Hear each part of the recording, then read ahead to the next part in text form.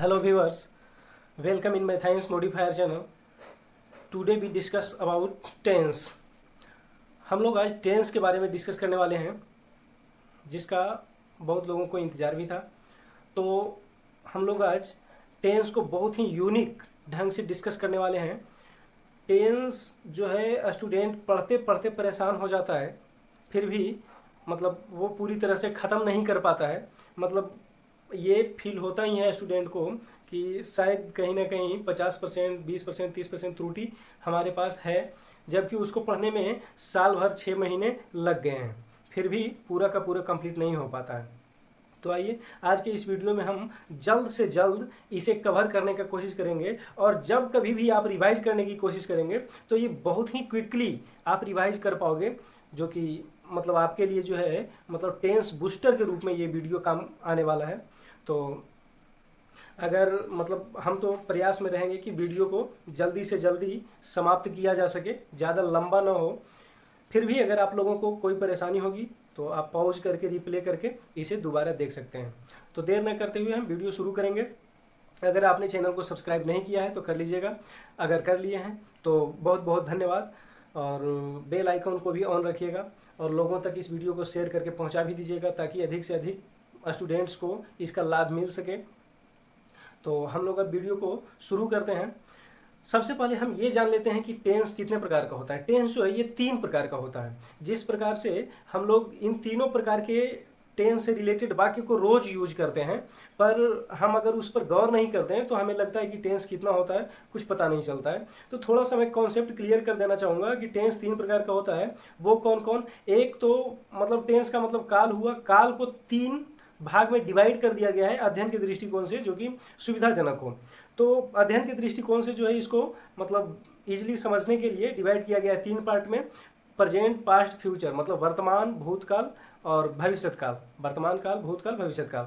तो वर्तमान काल क्या होता है? जो टाइम अभी चल रहा है, जो कार्य इस समय में अभी हो रहा है, यानी वर्तमान से जिसका रिलेशन हो, ठीक है, या मतलब अभी जस्ट खत्म हुआ है, या फिर अभी जस्ट शुरू हुआ है, या अभी चल रहा है, इस टाइप का अगर सेंटेंस जो है आता है तो उसको हम लोग प्रेजेंट टेंस का वाक्य समझते हैं। ठीक है। दूसरी बात क्या है, और उसके अंत में उस वाक्य को पूरा करते हुए हम लोग लास्ट में है, हूँ, है इत्यादि से समाप्त करते हैं वाक्य को। उसी प्रकार से पास्ट जो बीता हुआ समय होता है, उन बातों को हम यहाँ पर दोहराते हैं और उस सेंटेंस को था, थे, थी से अंत करते हैं। यहाँ ऊपर लिखा हुआ भी दिख रहा होगा आप लोगों को। उसी प्रकार से फ्यूचर जो होता है, जो आने वाला समय है, आने वाला समय में जो क्रिया संपादित होने वाली है, उस तरह की यानी कि उस टाइम की बात अगर हम करते हैं, उस क्रिया की बात करते हैं, उसके बारे में बात करते हैं, तो उसे फ्यूचर टेंस का वाक्य समझा जाता है, जो कि गा, गे, गी से संभवतः समाप्त होता है। ये तीनों ही जो है प्रेजेंट, है, हूँ, है से, पास्ट, था, थे, थी से, और फ्यूचर गा, गे, गी से समाप्त होता है, जो आप लोग यहाँ लिखा हुआ देख रहे होंगे। ठीक है। अगर मतलब आप चाहें तो स्क्रीनशॉट ले सकते हैं इसका, और इसे 1 मिनट के लिए हट जा रहा हूँ, 1 सेकंड के लिए आप स्क्रीनशॉट ले सकते हैं। इसके बाद आप वीडियो को पॉज करके भी स्क्रीनशॉट ले सकते हैं जब मैं हटता हूँ। तो इसके बाद हम लोग जानने वाले क्या है, इंडेफिनिट क्या होता है, कंटिन्यूअस क्या है, मतलब उसका पहचान क्या है, परफेक्ट का पहचान क्या है, परफेक्ट कंटिन्यूअस का पहचान क्या है, हम वाक्य को पहचानेंगे कैसे। सबसे पहले तो पहचानना है, क्योंकि जब तक हम समस्या को पहचान नहीं पाएंगे तब तक उसको सॉल्व नहीं कर पाते हैं। तो सबसे पहले पहचानने वाली बात है। हम हिंदी से इंग्लिश पर ज़्यादा वर्क करते हैं हम लोग, इसलिए कुछ लोग इंग्लिश से हिंदी पर भी वर्क करते हैं, तो प्रैक्टिस करते हैं। तो हम लोग यहाँ चाहेंगे कि सारे को पहचानने का रूल को ईजिली समझ लें। तो आइए देखते हैं। कंटिन्यूअस जो है इसका पहचान होता है रहा, रही, रहे। रहा, रही, रहे अगर आपको दिख रहा है तो वो क्या हो जाता है, कंटिन्यूअस हो जाता है। ठीक है। अब इधर प्रेजेंट का मतलब तो है, हूँ, है होगा ही। अब इसके साथ सूटेबल जो आ जाता है यहाँ से, उसको आप यहाँ पर रख सकते हैं, जैसे रहा है, रही है, रहे हैं। ठीक है। ये पहचान का नियम हो गया किसका, कंटिन्यूअस का। उसी प्रकार से इंडेफिनिट का यहाँ पर कुछ दिया हुआ नहीं जा रहा है, क्योंकि इन सब में थोड़ा सा वेरिएशन है, और इसमें सेंटेंस भी कुछ अलग टाइप का आ जाता है, क्योंकि थोड़ा सा स्टैंडर्ड लेवल में जब हम लोग जाते हैं, जैसे यह एक गाय है, यह भी इंडेफिनिट टेंस में रखा जाता है। इस सेंटेंस को भी, मेरे पास एक कार है, इसे भी इंडेफिनिट टेंस में रखा जाता है, उसी टेंस में इसका यूज होता है। तो हम इसकी बात अभी नहीं करेंगे। वैसे कुछ लोग ये भी कहते हैं, और ये बात सत्य भी है, ता, ते, थी ठीक है। पर ये जो है इसके लिए ज़्यादा सूटेबल है, पर यहाँ आके थोड़ा सा मतलब इस मेथड में वो गलत साबित हो जाता है, यहाँ भी आके थोड़ा सा वो जो है फेल्यूर हो जाता है। बाकी हर जगह जो है वो परफेक्ट है, कोई प्रॉब्लम नहीं है, ठीक है। तो यहाँ ताते ती भी हो सकता है, ता है ती है ती हूँ, इस तरह से रहेगा। यहाँ मैं पढ़ा था, ठीक है, मैंने खाया था, इस टाइप से इसमें रहता है। उसी प्रकार से इसमें मैं नेता बनूंगा, मैं नृत्य करूंगा, इस टाइप से इसमें आता है, ठीक है। गागे की लास्ट में रहेगा। तो इंडिफिनिट इस तरह से होता है। और इसमें हम लोग यूज क्या करते हैं, मान लो कि हम अगर ट्रांसलेट कर रहे हो तब हम क्या करते हैं, ट्रांसलेट करते वक्त वैसे तो इसमें कोई हेल्पिंग वर्ब इन दोनों में ही यूज नहीं होता है, यहाँ तो होता है शैल विल, पर इन दोनों में कोई भी हेल्पिंग वर्ब यूज नहीं होता है, ठीक है। तो और अगर निगेटिव या इंट्रोगेटिव सेंटेंस आता है तो उसमें डू या डज का यूज कर लिया जाता है और हेल्पिंग वर्ब के तौर पे, और पास्ट में डिड का यूज कर लिया जाता है। और यहाँ पे तो ये है ही शैल और विल, ठीक है। इस तरह से इंडिफिनिट में तीनों को हम देख लेते हैं। अगर क्रिया की बात करें तो V1, V2, V1, मतलब तीनों में V1, सिर्फ ये जो है एक्सेप्शन हो जाता है, ठीक है। इस रूल में, संपूर्ण रूल में इसको ध्यान में रखना पड़ता है कि पास्ट का जो इंडिफिनिट होता है उसमें V2 यूज होता है, बाकी प्रेजेंट में, फ्यूचर में V1 यूज होता है। तो पहला ये जो है तीनों का पहला भेद ये है, फर्स्ट टाइप है इंडिफिनिट। तो फर्स्ट टाइप में वर्ब का फर्स्ट फॉर्म लगेगा, ठीक है, फर्स्ट वाले में फर्स्ट फॉर्म।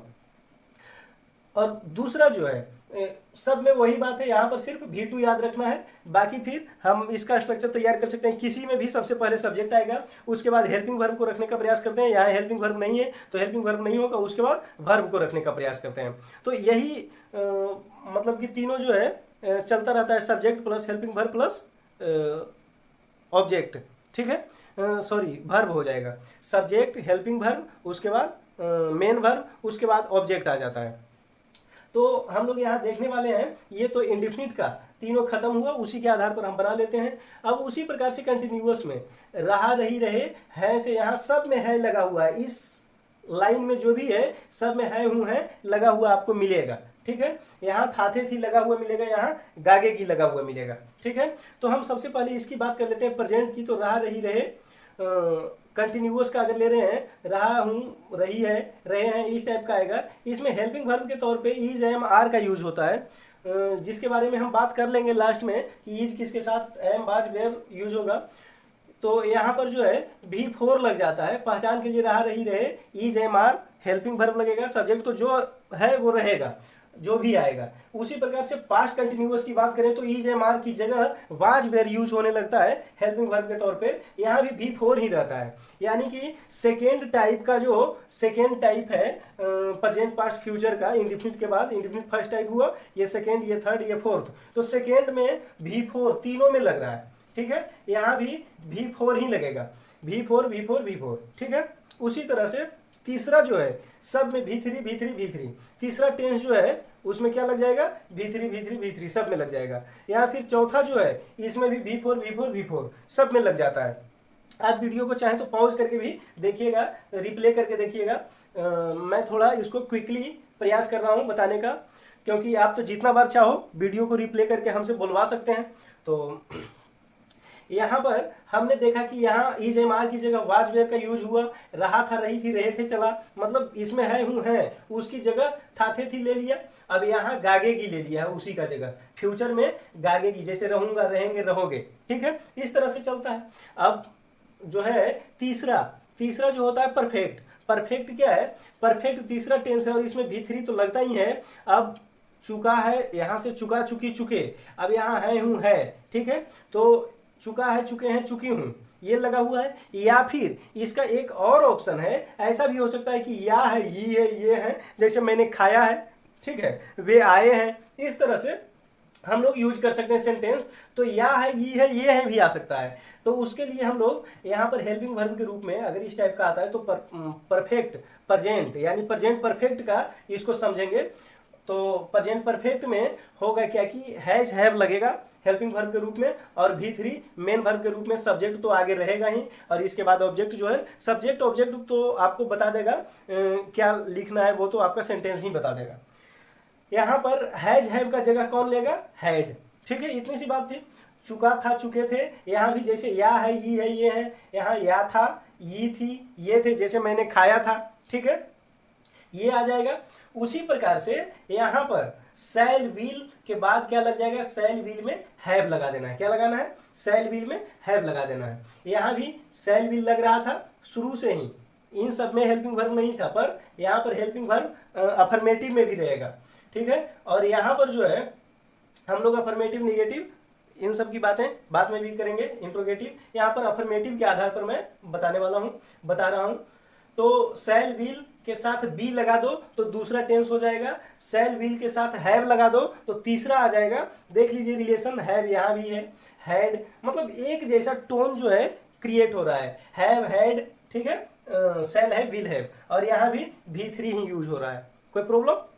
आशा करता हूँ आप सही ढंग से समझ पा रहे होंगे। उसी प्रकार से अब जो है परफेक्ट कंटिन्यूअस टेंस जो है ये आ जाता है। परफेक्ट कंटिन्यूअस टेंस में क्या है कि ता आ रहा है, यहाँ से ता आ रहा, रही, रहे, ता आ रहा है, ता आ रही है, ते आ रहे हैं, इस तरह से चलता है। इसमें हेल्पिंग वर्ब जो है हैज, हैव के साथ बिन जोड़ दिया जाता है, हैज, हैव के साथ बिन जोड़ दिया जाता है। और चौथा टेंस है तो चौथा वर्ब भी लगाते हैं, वर्ब का चौथा रूप, यहाँ भी वर्ब का चौथा रूप, यहाँ भी वर्ब का चौथा रूप। डिफरेंस क्या है, हैज, हैव की जगह यहाँ हैड लिया, जैसे यहाँ हैज, हैव की जगह हैड ले लिया, उसी तरह से यहाँ भी हैज, हैव की जगह हैड ले लिया। वैसे हम इसको ऐसे भी समझ सकते हैं, हैज, हैव, इसमें बिन सिर्फ जुड़ गया तो चौथा जो है प्रकार टेंस का वो बन गया।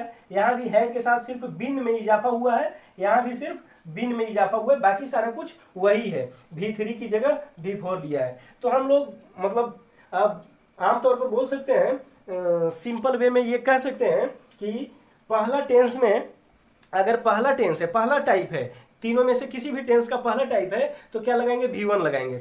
दूसरा है तो V4 लगाएंगे, ठीक है, क्योंकि दूसरा सिर्फ इसके लिए स्पेशल है, दूसरा जो है इसके लिए स्पेशल है, तो यहाँ पर V4 लगा देंगे। तीसरा वाला के लिए तीसरा ही लगा देंगे, चौथे वाले के लिए चौथा वाला लगा देंगे, ठीक है। इसके बाद एक छोटी सी बात आती है, यहाँ पर V5 का यूज होता है, V5 का भी यूज होता है। अब वो क्यों होता है, V5 जो है इसलिए यूज होता है क्योंकि वो थर्ड पर्सन का सिंगुलर नंबर का जब आ जाता है सब्जेक्ट, तब उसके लिए V5 का यूज किया जाता है। ऐसे मतलब अदरवाइज जो है मतलब विदाउट थर्ड पर्सन का सिंगुलर नंबर बाकी सब के साथ क्या लगेगा, V1 ही लगेगा। तो यहाँ पर थोड़ा सा वेरिएशन था, तो इन दो पॉइंट को आपको ध्यान में रखना होगा। यहाँ V1 की जगह V5 भी लगता है, ठीक है, और यहाँ जो है V2 लगता है, समझ पा रहे होंगे, V2 लगता है। यहाँ पास्ट टेंस का जो इंडिफिनिट होगा उसमें V2 लगेगा, और इधर शैल विल के साथ V1 ही लगेगा, यानी पहले टेंस में V1, दूसरे में V4, तीसरे में V3, चौथे में V4, यानी सिर्फ यहाँ जो है थोड़ा सा वेरिएशन है, V2 में V4 लग जाता है। कोई प्रॉब्लम? अगर हम इसको एक और तरह से डिस्कस करें तो और इजी हो जाएगा, सबका स्क्वायर कर देना है, ठीक है। ये जो 1 2 3 4 दिख रहा है, सबका स्क्वायर कीजिए। 1 का स्क्वायर करेंगे 1 ही आएगा, इसलिए सब में V1। 2 का स्क्वायर करेंगे तो 4 आएगा, तो सब में V4। 3 का स्क्वायर करेंगे तब 9 आएगा, तो V9 तो होता नहीं है, तो 3 ही रहने देंगे। 4 का स्क्वायर करेंगे 16 आएगा, तो 16 का भी जो है 16 का भी V16 होता नहीं है, इसलिए V4 ही लगाएंगे। तो आप चाहे जिस भी प्रकार से इसको दिमाग में नोट करना चाहें, ऐड करना चाहें, आप कर सकते हो। हम लोग अब इससे कुछ जो मिस हुआ है रूल, उसको हम लोग यानी इससे कुछ अलग थलग जो रूल है उसके बारे में हम थोड़ा सा बाद में डिस्कस करेंगे। इंडिफिनिट के कुछ पार्ट को हमने यहाँ पर डिस्कस करने में कुछ सेंटेंस को यहाँ पर रिप्रेजेंट करने में असमर्थ हुआ हूँ, क्योंकि वीडियो थोड़ा लंबा जा रहा है। और यहाँ इसका जो V3 ये होता है पास्ट का तीसरा टेंस परफेक्ट जो होता है, इसमें कुछ वेरिएशन है, क्योंकि इसमें 2 टेंस मिक्स्ड वाला भी सेंटेंस आता है, तो उसकी बात हम उस वीडियो में करेंगे, इसके बाद वाले वीडियो में।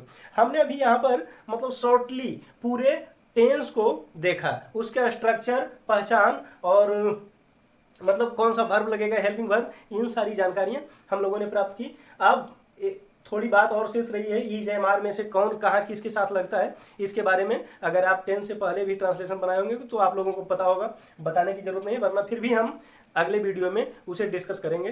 तो आज के लिए इस वीडियो में इतना ही, धन्यवाद। अगर आपको फिर भी कुछ भी क्वेरी होगी तो आप कमेंट बॉक्स में हमें बता सकते हैं, हम उसे भी अगले वीडियो में कवर कर देने का प्रयास करेंगे। तो अंत तक बने रहने के लिए बहुत बहुत धन्यवाद। इसी प्रकार आप लोग सीखते रहिए और हमें भी प्रेरित करते रहिए। लाइक कर दीजिएगा, शेयर कर दीजिएगा।